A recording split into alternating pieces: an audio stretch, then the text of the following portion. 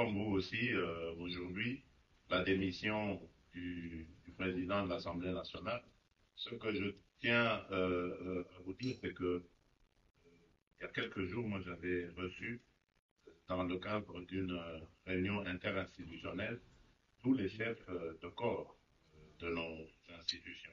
Et il y avait là le président de l'Assemblée nationale, le président du Sénat, la première ministre et le président du Conseil supérieur de la magistrature. Le mot d'ordre était que la rentrée se fasse dans la sérénité, le calme qui soit, et je crois que vous avez vu les discours de rentrée, ils ont été justement dans ce sens-là. Après, il y a un fonctionnement, une cuisine interne à chaque institution, et les choses s'orientent selon ce que ces institutions sont en train de faire.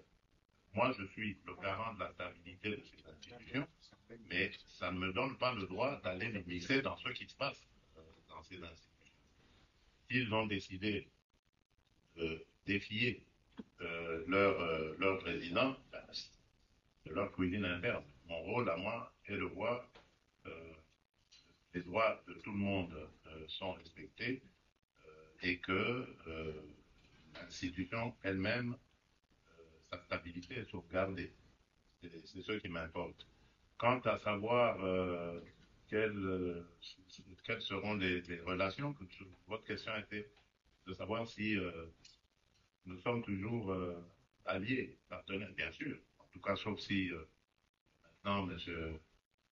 Vital Kamerhe décide autrement, mais je ne vois pas pourquoi, parce que je ne suis pas à la base justement de sa démission, ni de ses problèmes. Je ne vois pas pourquoi il va vouloir me tourner le dos. Je n'y suis pour rien. Donc, je continue à le considérer comme un allié, comme un frère, et jusqu'à ce que en sera autrement. Ce n'est pas à moi, en tout cas, de le dire. Merci beaucoup, Excellence, Monsieur le Président. Je pense que ça ne nécessite pas une traduction. On va aller rapidement à la dernière question. Mr. Adam Taylor from Washington Post, and that will be the last question. Thank you very much, Mr. President.